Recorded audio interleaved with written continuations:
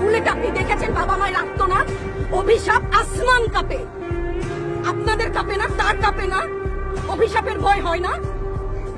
বুকগুলা চাচা হয়ে গেছে আমার সন্তানদের।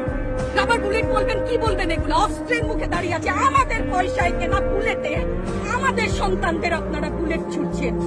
আর কত আর কত?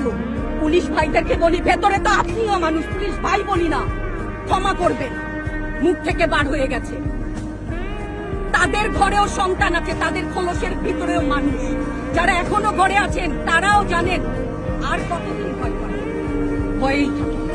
একটা মারবেন 10টা আসবো, 10টা মারবেন লক্ষ আসবো।